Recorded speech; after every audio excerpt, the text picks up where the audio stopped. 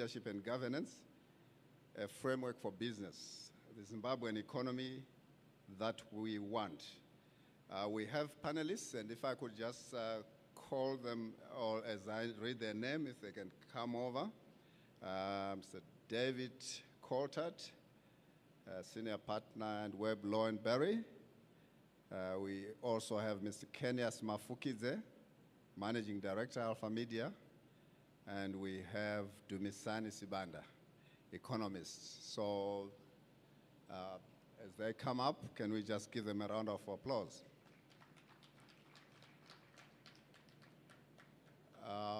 I do not have their biodata, but I'll ask them to just, before they present, take a minute just to tell us who they are, and then go into the session. If we can adopt the same model, if you can take about 8 minutes to present so that we can have a lot of time for questions. I'll take them in the order that they're written. Mr. David Coltart, if you could start, if you can come up and start, say a bit about yourself. I think we know, or most of us do know, but there may be some who don't. Thank you.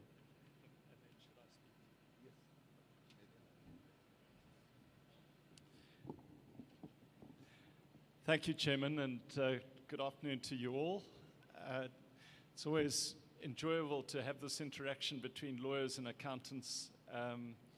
We probably are as arrogant as each other and believe that no country can run very efficiently without our two professions. So I feel very comfortable here this afternoon. Thank you for having me. A brief introduction to myself. The important things: I was born in Gweru. I am married. I have 4 children. I've practiced law in Bulawayo since 1983, and I'm senior partner of one of the oldest law firms in the country, Webb, Law & Berry. I've had a little diversion in my life for about 14 years when I was in Parliament, and a diversion from my fundamental profession of law to dabbling in a bit of education, which I found very interesting and worthwhile. But I've been asked this afternoon to come and speak to you about the new business environment in Zimbabwe and the importance of justice and the rule of law in creating a good business environment for any country. As we all know, since the coup occurred in November last year, and it was a coup, some might refer to it as a military intervention or a non-coup, but it was a coup. Let's call it for what it was. But since then, the new dispensation under President Mnangagwa has stated that Zimbabwe is open for business. Indeed, the foreign minister is in London as we speak, persuading the international community, and in particular the business community, that Zimbabwe is open for business. And I think that the profession, both professions, both the legal profession, the accounting profession, and all our clients, and I say this in all seriousness now, welcome this call. We have heard from the previous panel the difficulties of doing business in our country, and it is important, if we are to revitalize our economy, if we wish to ensure that Zimbabwe achieves its true potential, then we need to create a business environment in which foreign investment can start to flow in our country, companies can operate more efficiently, jobs can be created, and the economy will grow. But we need to interrogate that. It is not good enough simply to have a mantra that Zimbabwe is open for business. As you know, one can advertise that a new restaurant is open for business. But that restaurant may get a few timid inquiries, but it will only become a successful restaurant if its patrons know that when they go into that restaurant, they can have certainty. They know that they will not be poisoned, they will not receive bad food, that what is on the menu will be served to them, and that at the conclusion of the meal, the price that is on the menu is the price that they will pay. And if the meal is good, then they will recommend that restaurant to their family and their friends and their colleagues, and that restaurant business will then become successful and profitable. And countries are no different. We need to understand that it is a highly competitive business and investment climate in the world now. In the last session, we spoke about the power of the internet. And the internet has opened up many countries which historically were inaccessible. And it has enabled countries to advertise themselves and attract foreign investment. And so we cannot rely as Zimbabweans on the attributes that we perhaps had 30 or 40 years ago. We cannot rely on the fact that we've got highly educated people and good resources and a good climate, because there are many other countries that can compete along similar lines. And so we need to go beyond that. What we need to understand is that foreign investors are just as fickle as people going to a restaurant. Unless foreign investors have absolute certainty that their investment will be secure, that the laws governing their businesses will not change in an arbitrary fashion, unless they are secure that any disputes which arise in the course of investing in a country will be adjudicated upon by an independent judiciary which is not susceptible to bribery or any influence from the government or powerful forces within that society, they will simply take their investment elsewhere. And that is why respect for the rule of law is not a concept which should be promoted solely by civil rights groups, human rights groups, or even the legal profession. Respect for the rule of law is fundamental if Zimbabwe is in fact to attract the amount of foreign investment that we need. And critical to respecting the rule of law is a nation's constitution. A country's constitution, particularly in a country like Zimbabwe, which has a written constitution, unlike Britain, which does not have a written constitution, is the fact that this is the foundational law. As we know, all other laws flow from a country's constitution. And it is the government which bears the primary responsibility for ensuring that a constitution is respected.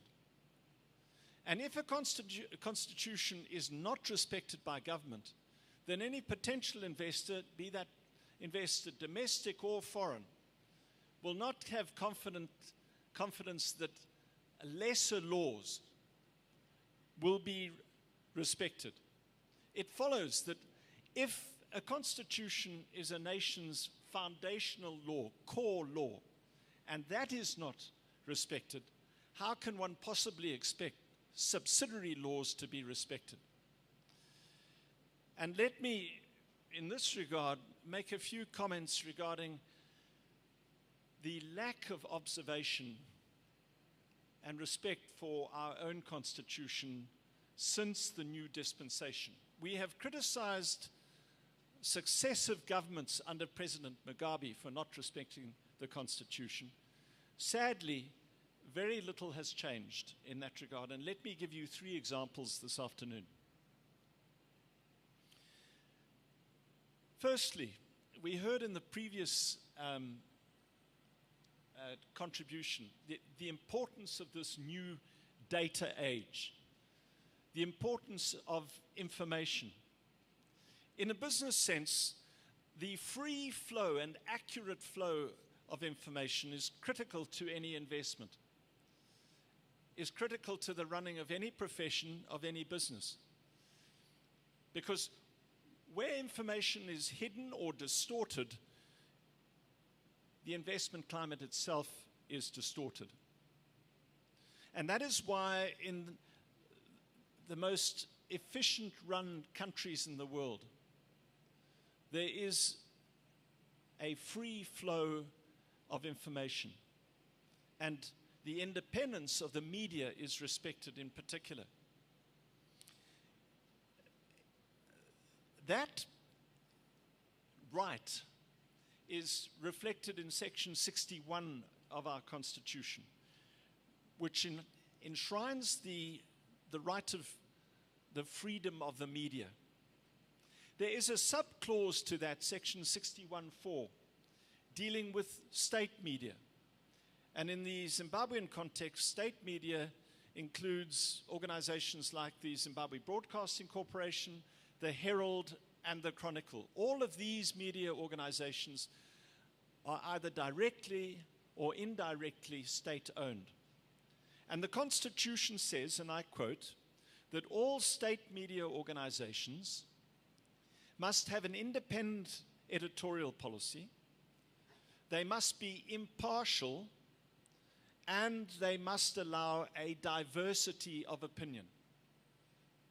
Those are direct quotes out of the Zimbabwe Constitution.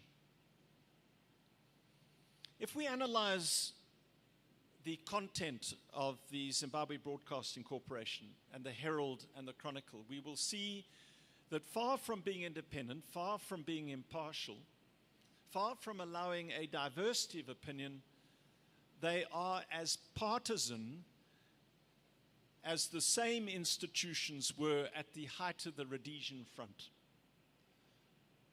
The RBC, the Rhodesian Broadcasting Corporation, slavishly followed the propaganda line of the Rhodesian Front, and the Zimbabwe Broadcasting Corporation slavishly follows the propaganda line of ZANU-PF, both pre the ascension to power of President Mugabe and post the ascension.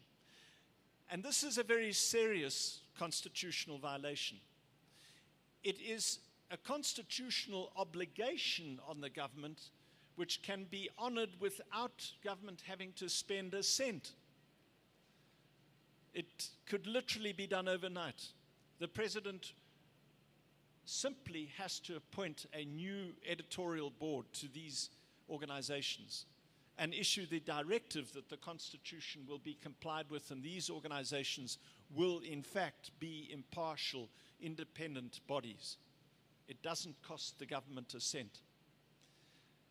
But we are now some 4 months into this new dispensation, and there is a continuing brazen breach of this section.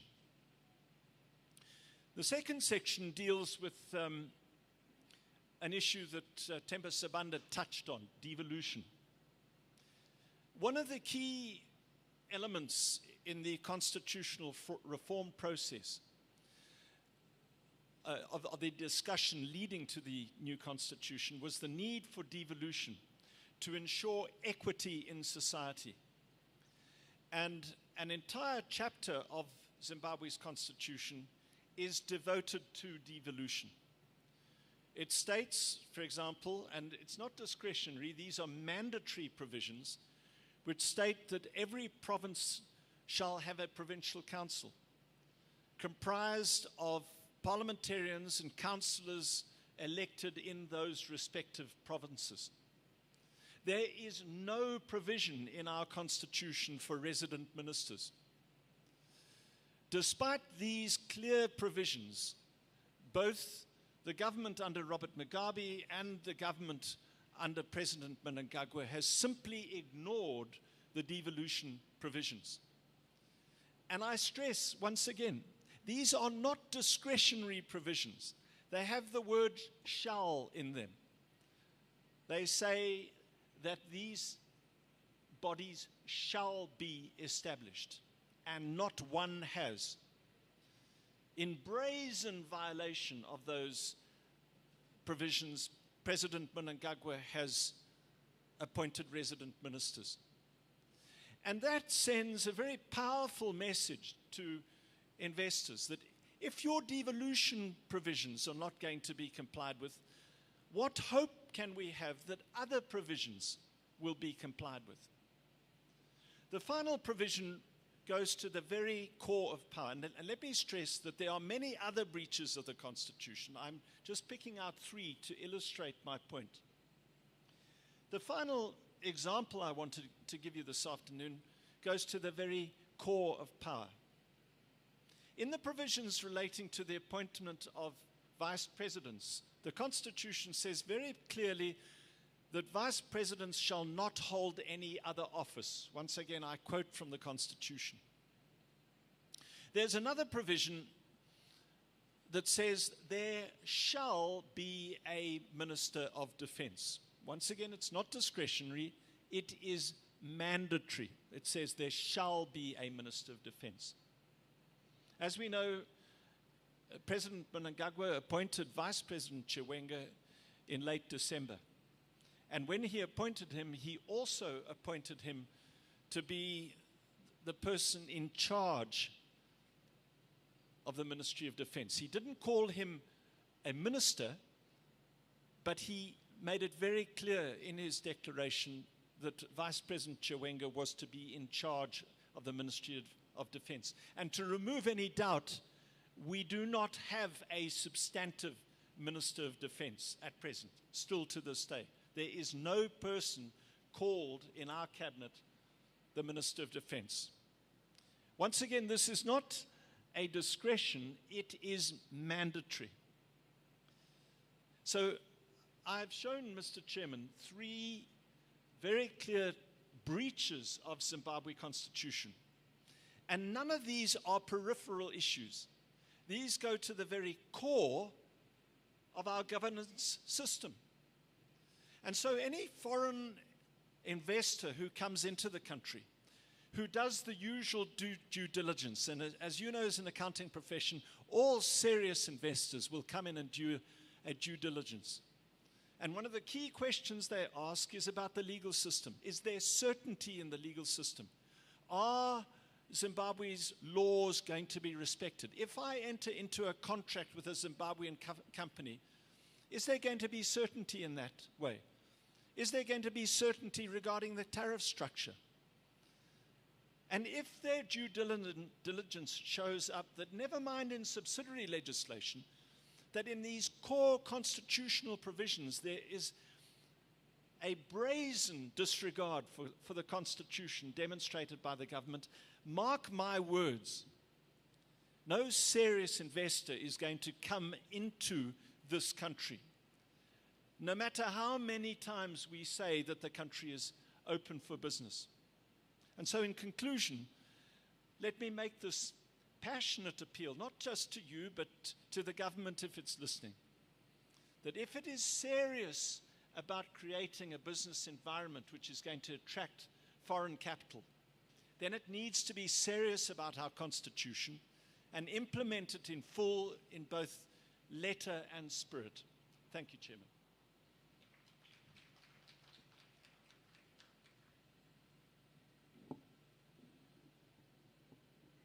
I think in court they would say, I rest my case. And I think he did. Another round of applause for Senator Coltert. Okay, next is Kenyas Mafukize. If you could just come up, say a few words about yourself, and then go into your presentation.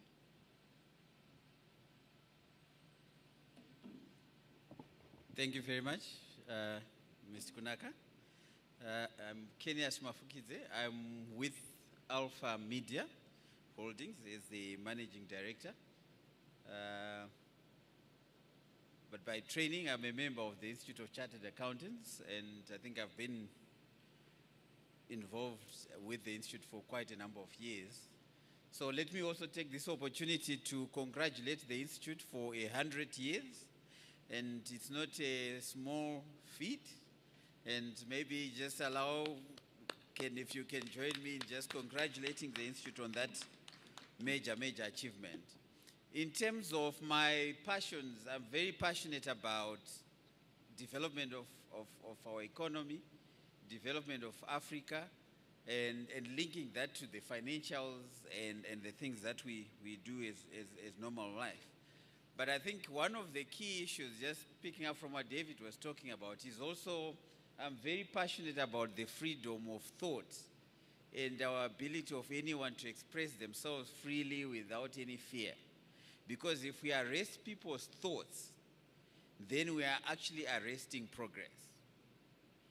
One of the fundamental principles of development is the ability for people to think freely and differ freely without any adverse effects on them. So that also speaks to the core of the need to open up spaces that allow people to talk and be free. So I certainly echo and endorse the comments by David in terms of opening up the airwaves. If we're going to have a free and fair election, it's important that all voices out there be heard and everybody who has a view is given a decent platform. So I think in the same vein, in addition, maybe on the print, there might be a bit of room because we are, as Alpha Media, the largest independent group in the country in terms of the media. But I think there's still lots of room in TV and radio and licenses to open that up. And I think if we're taking the race to the election, the time for that is, the window is actually closing. And you then get to gray areas of saying if that doesn't happen, has there been adequate exchange of thoughts? Has everybody been allowed to express who they are? And I think that would be a question that maybe the adjudicators and those who look at have got to look at. So I think there is a danger of a free and fair election being dipsticked. My own personal view is it's a process. You've got to look at a whole lot of things that lead up to it. You can't just walk up one day, see how people are counting and elect and see. You also have to look at the environment around when that election is. And I'm hopeful and glad that the government seems to be talking about those kinds of things. There is, however, need to close the talking and the action and bring those together. So I think that's one of the key things that I also find quite interesting. But coming back to development, which is the topic, I think, of the day and the economy that we want, I personally believe that infrastructure is a fundamental issue if we are going to develop the country. We will not be able to develop the country when we now have boreholes in the middle of the cities where they used to be running water. We won't be able to have any meaningful progress in the country if we have a plethora of potholes running around. So we've got to address a lot of that infrastructure. And I think when one looks at it, the urban population is doubled in sub-Saharan Africa between 1960 and 2015. It used to be about 15%, it's now about 40%. This is according to the World Bank figures. In terms of the residential housing, comprises the majority of the fixed assets and construction spending that is built in the environment. So the more you have urbanization, the more you have people coming together, the more or the higher the demand for infrastructure services such as utilities, services, and transportation. And as you address those, you actually are addressing economic growth. So the Africa's total infrastructure financing needs amount to about 93 billion, with only about 45 billion being financed and the other difference not actually being financed.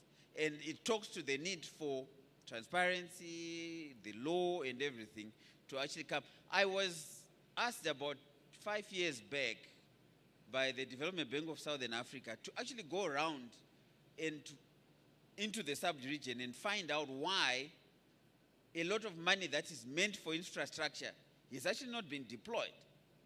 And part of the reason is, I think this profession needs to go out there and start going into pre-feasibilities, doing project finance at a very practical level, because it's a skill that's required and it's standing in between development and what's happening. And I think it's our profession that needs to go in there and specialize and make those kinds of things happen. You will notice, for those who might be near, that at the core, as I was mentioning earlier, you will then realize that at the center is the development. You've got transformations that drive economic development, and you've got various drivers. But out there is issues like climate change, technology changes, that then drive to the center the development that needs to happen. So there is demonstrable nexus between infrastructure development and equality. When you develop infrastructure, you facilitate the poor's access to productive opportunities, raising the value of their assets. You improve health and education outcomes, therefore enhancing human capital. So more broadly, access to and use of infrastructure services play a key role in integration of individuals and households into social and economic life.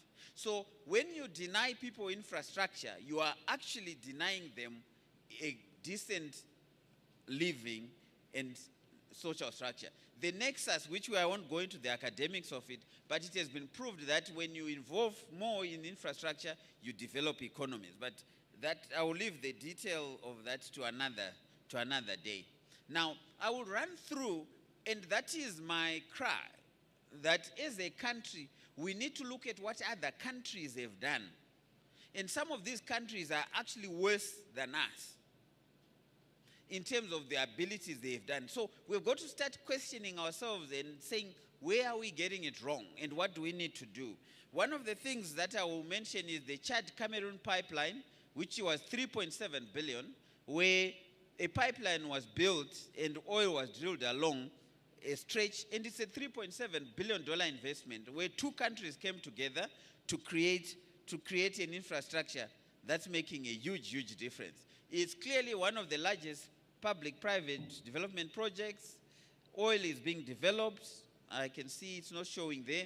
But when you look at the countries, Chad is actually landlocked.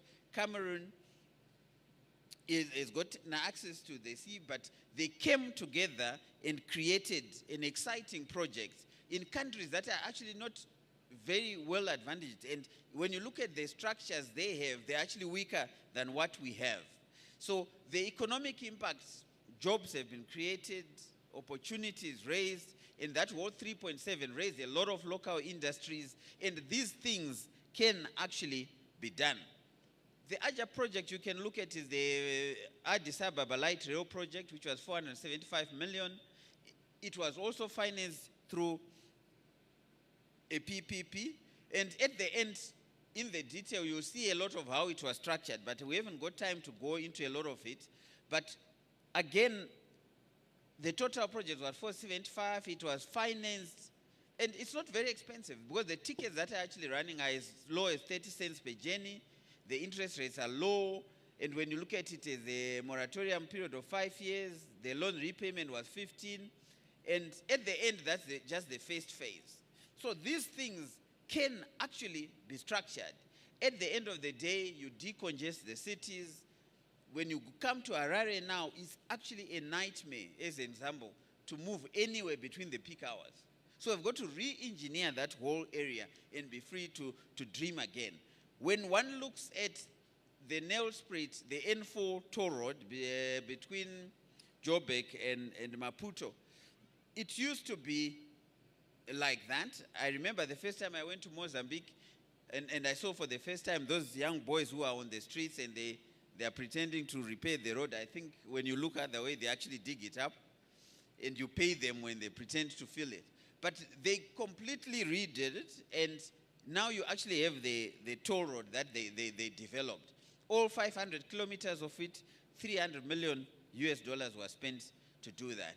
You can look when you get the project. Again, these are things that can be done. I also looked at the structure that actually put the money together. And you will see that there is equity that was put in, and a lot of debt was also put into the transaction. But when debt comes in, one of the fundamental things that have got to be there is de-risking the project in terms of making sure there are guarantees, there's a stable environment, and there's constitutionality and the rule of law. Because this project was for 30 years. So you must be able to comfortably look at a period of 30 years and convince yourself that you are sinking money into an environment that works. And the financial models, I won't go into the detail of it, but at the end, a road was delivered, the toll road is there, it's working nicely, and it has actually changed life. And you know the toll roads. I know the toll gates, we have now models, ours are along that. So in conclusion, I think beyond the mantra, and I think the mantra of open for business is, it feels very nice, it's very warm, and I think it has allowed us as Zimbabweans to begin to dream again. But I would like to propose 6 things that we have got to deal with if we are going to actually move and realize that dream. The first thing, I think we need to start institutionalization of entities and increase accountability. To the extent to which we can't explain to ourselves or to anyone what happened to 15 billion, was it 15, was it 5, was it 7, who had it, what happened, as long as we are not able to explain those things to a large extent, we will remain unable to bank the issues that we have. When you look at a lot of in the previous era, you had personalities or ministers being tied to various projects or entities. When the minister goes, all the boards and management are chased away, there's no security of tenure.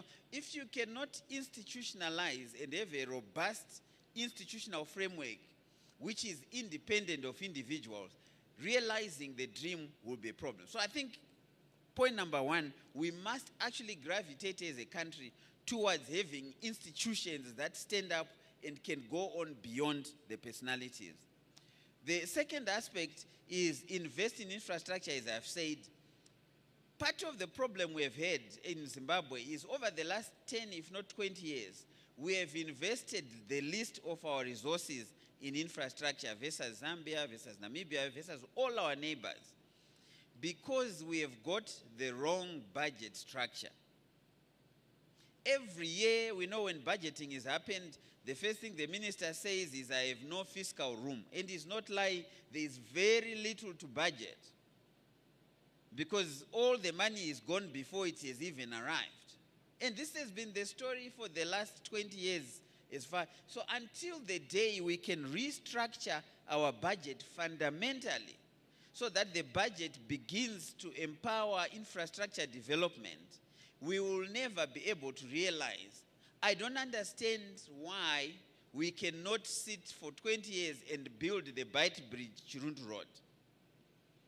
Even if we were to do 100 kilometers every year using our own money, if it's such a key road, why can't we actually have resources to do it? Why do we have to wait for some godfather somewhere to bring that money? Why? Because we have not created the fiscal room. So we've got to start in the new era in realizing openings. We must also open our own budget to ourselves to be able to do the things that we actually aspire for. I won't go into the story of the hospitals, and we can't even look after ourselves because we haven't got the budget. So we also need to allow the markets to act and start pricing the bond note. The idea that you can't travel outside the country and get $100 through a normal bank, you have to go to some dark corner, is sad. And until the day we deal with actually opening up and realizing that the one-to-one relationship between the bond and the dollar is illusionary, we will continue to drive markets underground.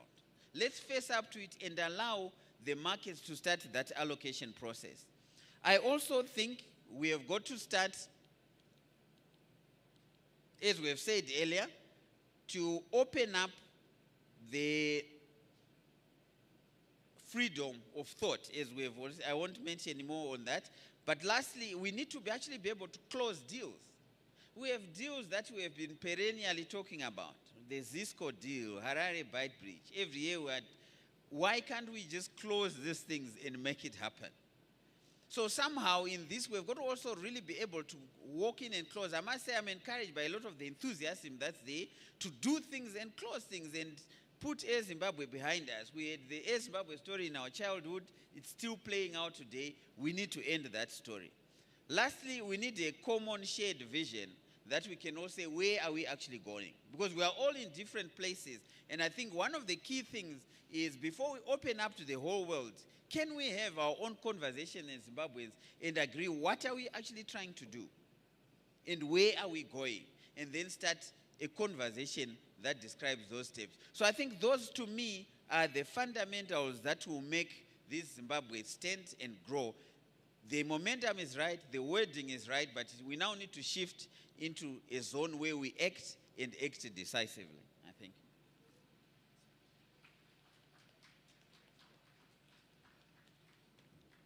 Thanks, Kenneth. Another round of applause for him. Up next is Dumisani Sibanda, an economist. Please come and introduce yourself and go on to the presentation.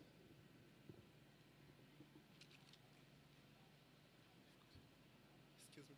You've got it?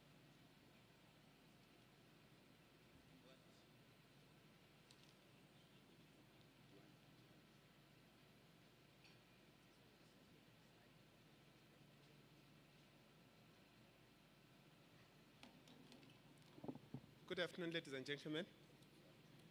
My name is Dumisani Sibanda. I'm actually an accountant, but because of the nature of my work, I tend to be called an economist. It's actually interesting that they put me right at the end. And I think it would be very befitting as we shall go through, and that I've spoken after Dave has spoken. The last time we were together with the Institute and we discussed some issues. I'll briefly talk about the economic governance of the economy. This is extracted from a very big study which covers the 37-year period of the economy. And what we did in this study is that we looked at all the policies that this government has been making since 1980 and the impact they had on the economy. And then we picked out what came out as a common thread over the last 37 years. The issues that were resolved and still remain unresolved.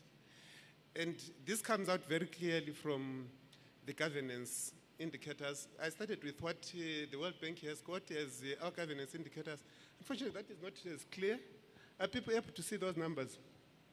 I think what we did there is to look at 6 indicators which we know impact on the economy. Unfortunately, I cannot see the numbers myself. I think I'll have to get my computer. I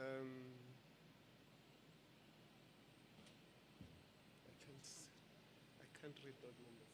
Let me get my laptop. Let me pick it up.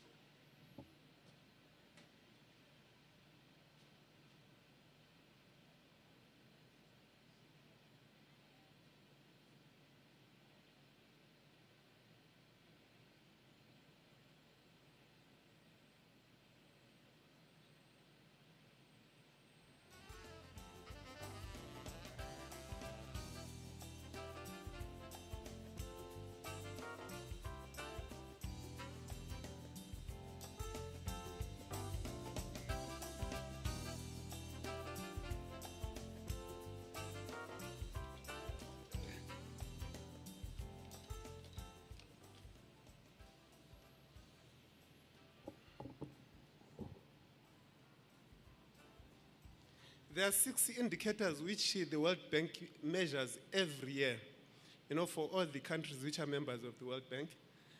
And these 6 indicators, you'll be able to see the impact on the performance of the economy.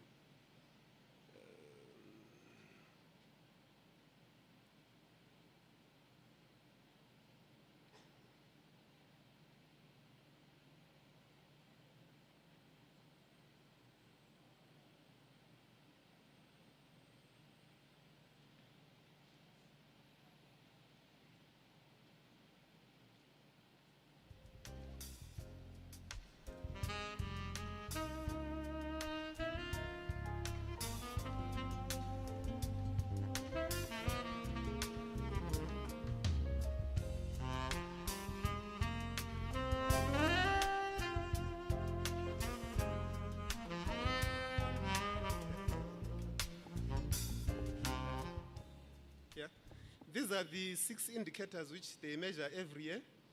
We have control of corruption, government effectiveness, political stability, regulatory quality, rule of law, voice and accountability. What we did was, in this big study, we looked at the years when we had the best indicators. Under control of corruption, the best indicator was in 1996. The score was 60.75 out of 100. And our worst score was in 2007, was 9.22. The latest score is 12.98. Government effectiveness, about 57 in 98. The worst score is about 10, 9.71 in 2008. And the latest score is 17.7. Political stability, the best score was in 96. It was 52. And the worst score was in 2008. It was 18.75. The current score is 36. Regulatory quality, the important thing about regulatory quality, it's all the various policies that affect the development of the private sector. And our performance in 96 was 42. And the worst score was 1.47. These are out of 100. 1.47 over 100, that was in 2005. And the latest score is 5.29. You'll actually see that the private sector is still very subdued. Rule of law, it was 41 in 98, 1.9 in 2009, and the current score is 13.46. And voice of accountability, just to do with democracy and so on, is 41, and that was in 96. And the worst score was in 2008, it was 8. And the latest score is 23. That is how they look like when you look at the best score and the worst score and where we are today. And then we looked at this in relation to the economy. Before I show you, there's a curve that I should show. I seem to have missed it. We did a curve of the governance indicators. All of them, they have their dip between 2007 and 2009. And that was the period when our economy was at near collapse. So you actually see there's a direct positive correlation between this quality governance and the performance of the economy. We then looked at how the economy has fared over the 37 years. That is how the curve looks like. Pre-independence, first decade, that's the 10 years, S-up, decline, and dollarization. The output of the economy as we sit today is sitting where we were in 1968. It hasn't moved. Oh, okay. Maybe if you can do it for me. Sorry. It's because I'm having to. Yeah. When you look at the national economy output, we are sitting where we were in 1968. We have got their employment as well, the numbers. You'll actually see that the curves, they are close to each other. We looked at the employment numbers. At peak, 1.2.4 million in 1998, and today we're sitting at around 691,000. And the losses in employment, it's in the manufacturing sector. The peak was in 1991. We were sitting at 205,000. Well, in 2013, according to ZIMstats, we're at 97,000. And the latest figure is 91,000. The numbers have actually come down. The agriculture, in 1998, the peak was 345,000. And the latest figure that we have is in 2012, it was 80,000.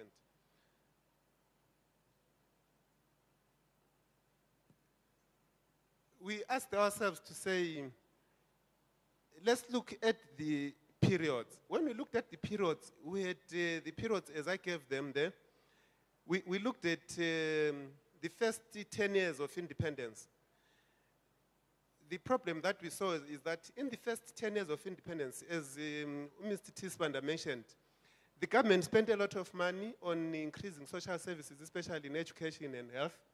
And when they did that, they increased the layers in government. And that led to a huge budget deficit. The government then made some laws, and the laws were that pension funds should give so much money, towards government expenditure. The issue of prescribed assets and so on. So a lot of money was moving from pension funds to support government expenditure. When we were reaching 2000, the economy was going to collapse because of the government domestic debt. It was so huge, and they quickly went into the ESA program. The ESA program came with a lot of problems. I know Mr. Totmoyer was talking about command economy, referring to SI64. We say it's liberalization. They liberalized the economy, and there was a motley in Rhodesia which protected the domestic market. And after ESAP, or during ESAP, we opened up the economy to foreign imports. And we had a lot of stuff coming in, and we could not compete. Technologically, we were behind. Our cost structures were not efficient for us to compete with imports. And a lot of companies started going down. We looked at key sectors which came down during ESAP. It was the textile and clothing and the shoe manufacturers. Like in the shoe manufacturing sector, the country was consuming about 18 million pairs of shoes.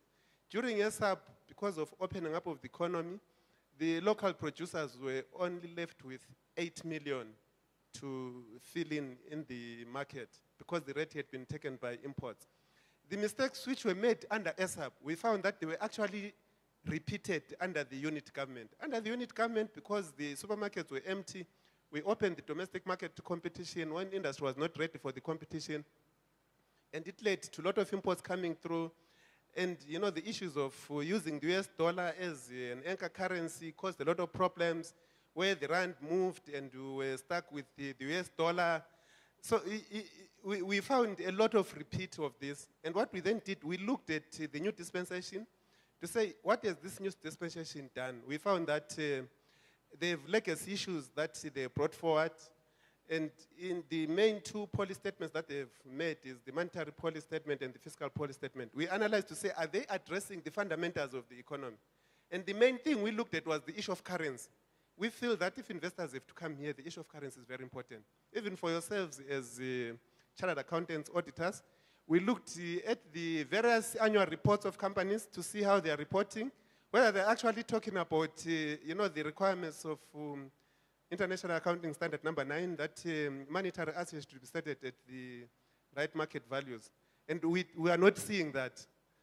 So we are concerned that this currency crisis is going to affect investors coming into the economy. And the way you are going to be reporting in annual reports, if it doesn't recognize the problem of currency, people will think that we are part and parcel of the problem in not being able to bring transparency in something that is very fundamental like currency. One thing that is characteristic of ZANU-PF government is that they always create arbitrage opportunities. And when you create arbitrage in currency, it is a very big risk to the economy, because it means that a lot of foreign currency can come through. Those who have access to power and they can control the Reserve Bank can have access to that foreign currency and sell it at a premium and be able to acquire assets in the economy. So it's a big thing that needs to be looked at, and it needs to be attended to. And one of the things that we looked is that there's been an increase in exports, and we said, is this genuine increase or what is it? And we don't think it is a genuine increase. We don't think the fundamentals, most of these companies that are exported have been addressed. They're exporting maybe because of the distortion in currency, getting that premium to subsidize their own costs. So we looked at that, the future, what is important that needs to be done just in conclusion, under the issues of governance. We looked at these things as being very important. The dollarization, we said, is this new administration going to go by the rules of dollarization? The former dispensation didn't. There are do's and don'ts. The issues of currency options, we saw that they are not following, best practice in terms of dollarization. Reformer parastatals, they came up with a framework, I think it's last week. We analyzed that framework, and we looked at whether they're actually following best practices. There's a lot of studies that have been going on, at NRZ, at ZSI, and so on and so on. And we found that all that information which can be used by this government to be able to reposition this organization, it was all disregarded. they are doing their own thing, and they're not following best models which have been availed to them so that they can reposition these organizations, because the impact on the cost of doing business, our cost of power, cost of water, cost of moving cargo, all those, when we did the study under cost drivers, we found that all of them, they're out of line when we compare with the region. And then under governance, just to conclude, we looked at, when capital moves into an economy, it must find easy exit. And this economy does not offer that. The issue of being able to pay dividends, it is not there. When you're winding down a business, you want to get rid of workers, the reversal of the Zuba decision, it has a big impact in terms of cost of doing business. Because if I come here and I want to shut my factory, I have to pay gratuities, I have to pay, all these exit packages to workers and so on. And they have an impact on eroding the amount of capital that can be taken out. I'm sure when we get the next indicators, some of these are going to have a very big impact in that way. And the type of decision-making that we are seeing in this country is that of distributive economics. When we're at crossroads, we tend to have this default where you want to reward people for nothing. You want to reward workers. The public expenditure in the economy is so high. Public expenditure from World Bank is 50% of the total economy. And that 50% must be paid by households and the private sector. So this economy cannot move. There are a huge fixed cost in the economy, and the issue of them rationalizing costs so that households and business have capacity to be able to save and spend money on goods efficiently is not being created. I think I'll stop here. Some of the things may come during question time.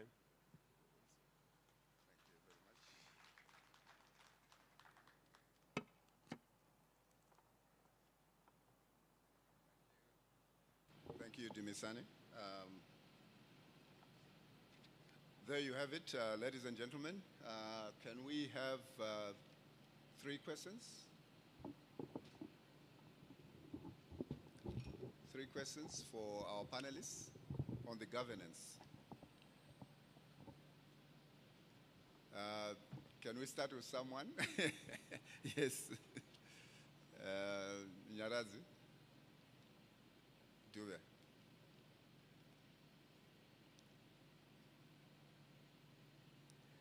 Thank you, Mr. Chairman. My first observation is just a comment relating to what Ms. Coulter said when he was commenting about the Constitution and so forth. Yes, I agree with him that the government might not be doing what is written in the Constitution, but I don't think most of the investors are really taking that as a cue.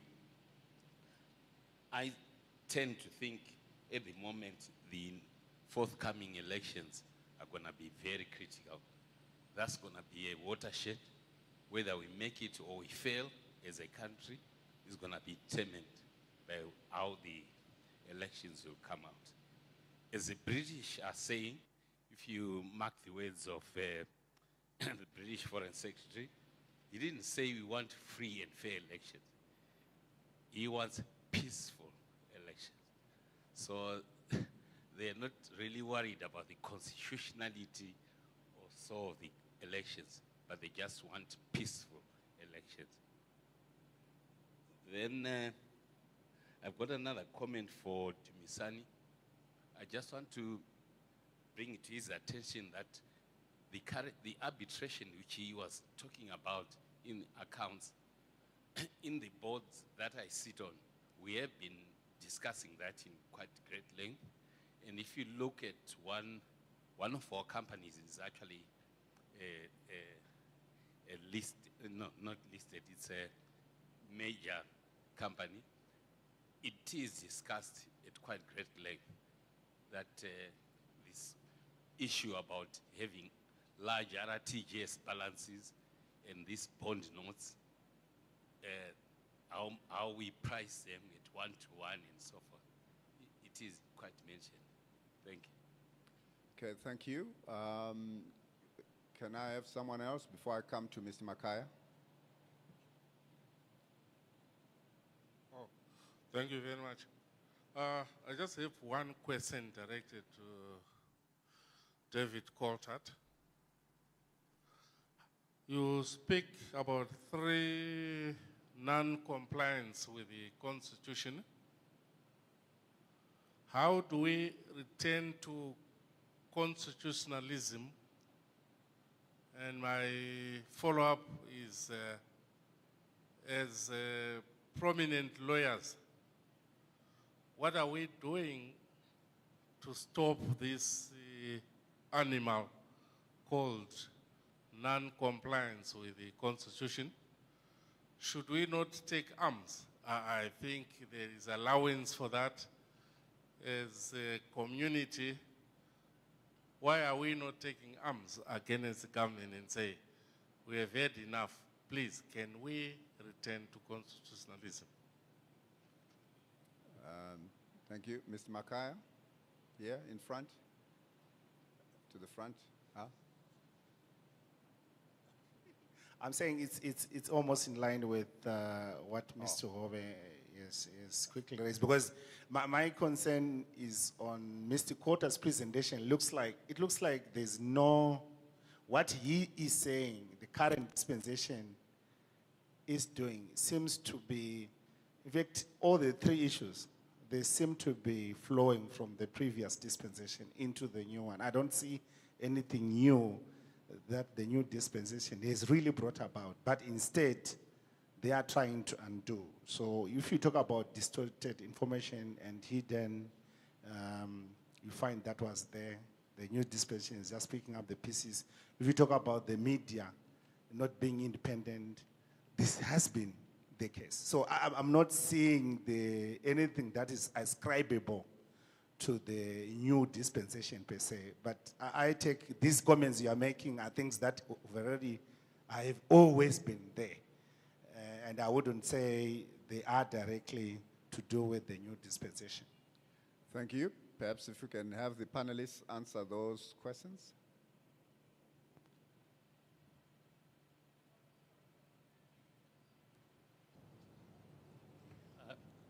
Shall I go first, Chairman, because I think most were directed at me. The first gentleman's point, I actually agree with you. I think that in the short term, there is not going to be any investment until the election has taken place. And I would agree with you that that's not what investors are looking at present. They have decided that they will wait to see the outcome of the election. They've deferred their decisions until then. But the point I'm making is that once the election has come and gone, if the breaches of the Constitution remain, that is going to deter foreign investment. And we mustn't kid ourselves about that, because these go to the root of respect for the rule of law. And if you breach certain constitutional provisions, it means that, for example, the independence of the judiciary may not be respected. And that is a key element in any investor's determination whether or not to invest in any country. Turning to the second gentleman's remarks about the legal profession and what can be done. One of the dilemmas that the legal profession faces is that the judiciary itself has, over the last 20 years, been completely undermined. And there is very little confidence within the legal profession in the bulk of the judges who sit in our courts. I've got to be very careful with my words now that I'm not held in contempt of court. But suffice it to say that there are far too many politicians in our judiciary and far too few genuine lawyers. And one has probably about a 20% chance of having a fair determination of any case.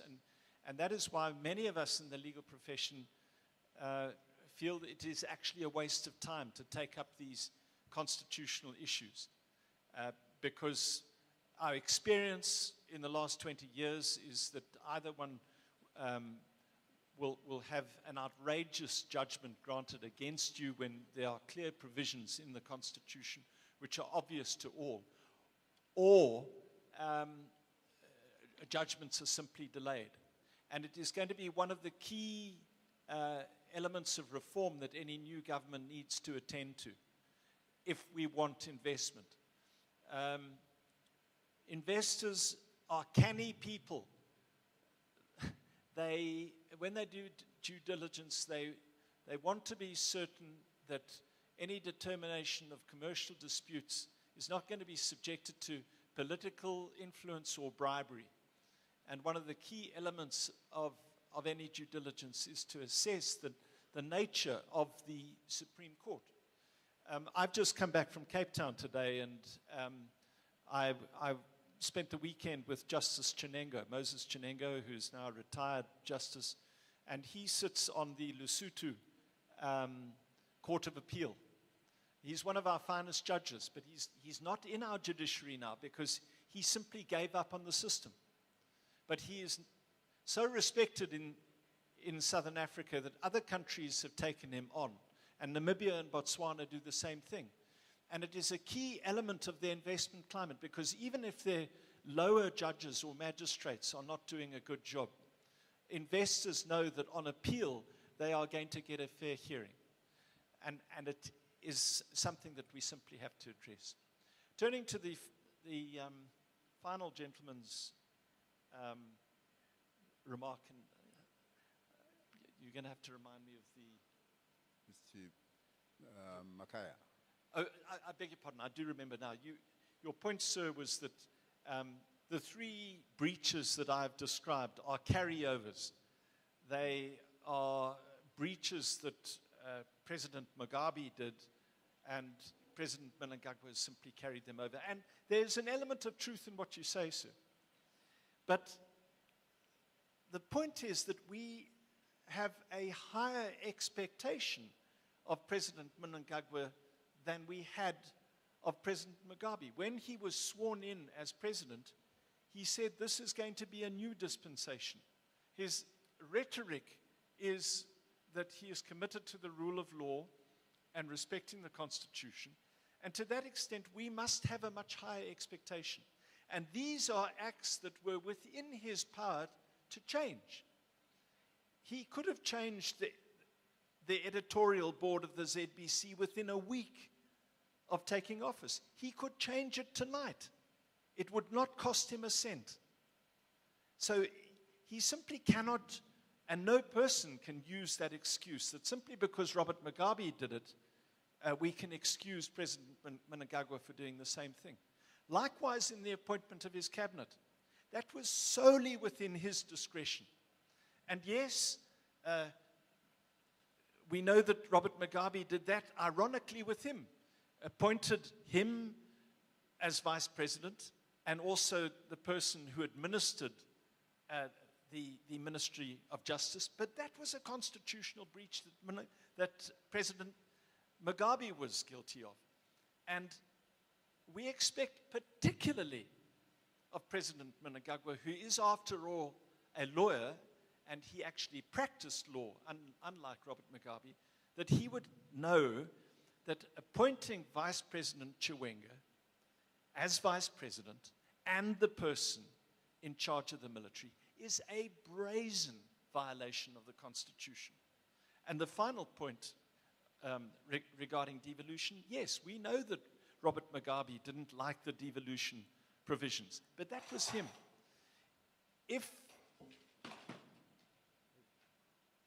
And that's what's happening to our Constitution. But if he wants to convey, and you know, I've said this in Cape Town this final week, I might have been involved in politics, but as a professional, as a legal professional, quite frankly, I don't care who runs the country, so long as the rule of law is respected and the Constitution is respected.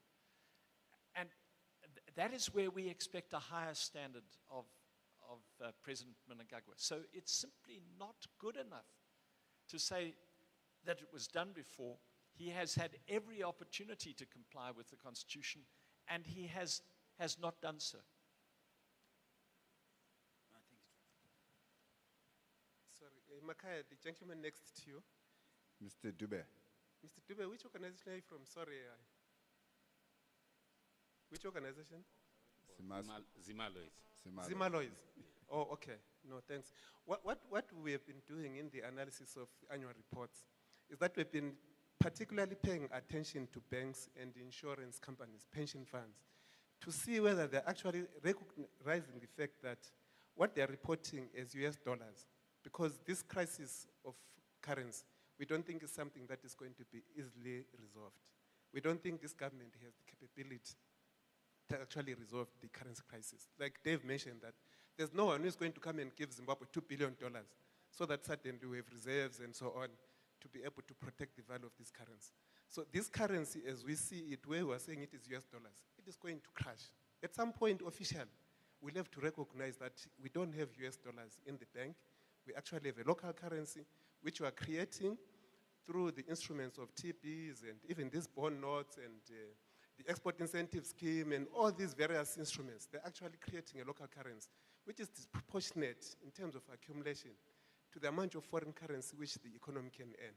So the savings which are in insurances, in pension funds, at some point, they're going to have lost so much value as happened in 2008. And you as a profession, you have to protect the interests of pensioners to make sure that everyone is aware of this risk. Government needs to be able to understand that this economy, which has got all these elderly people who lost their pensions, some people actually under this dispensation of dollarization sold their properties, thinking that they are now going to have that realized value as a hard currency, and it's all turned out into local currency. They're going to lose again, they're going to be impoverished. So the country is going to be impoverished for the second time. And as citizens, we're watching this happen, and we're not taking concrete steps to make sure that the progress of loss of value continues to a point where we are going to lose again as a nation. I think that is very critical. And that requires issues of ethics for ourselves, I mean, as lawyers, as accountants. We need to recognize that we are facing a potential risk in terms of, this currency problem. And all these command programs, they're actually increasing the amount of stock of money, that is being generated domestically. In the analysis with John Robertson, we looked at the budget. They put in a budget deficit of 3.5%, sorry, 93 million. But we looked at the actual cash flows, because that's what matters, not what we have. We looked at the actual cash flow commitments of the government. We found that the deficit that this economy is likely to incur will be about 2.7 billion. And all that is going to be excess money in the monetary system, which is going to devalue, whatever little money we are having. And so there should be expectation of huge loss of value unless there's some restraint in the way in which government does its business. I think we need to appreciate the level of risk that we're facing. So if we're going to be saying we're open for business and people come and do analysis of the risks they're exposing themselves to, I think we're going to have raw capital coming into the economy, rather than smart capital, long-term capital that is going to benefit the economy. We'll have people coming to do whatever thing they can do, and illegally they can take money out of the economy. But if you want to have investors who are going to employ the right people, who will do proper risk analysis, I don't see anyone genuine coming to invest in this economy because the risk is too high. Okay, thank you very much. I think on that note, we will end our panel discussion. Please help me to thank David Coulthard, Kenias Mafukidze, and Ms. Anis Banda. And on this note, as we come to the end, I would like to call upon the ICAZ president, Mr. Makaya, to come and close the conference.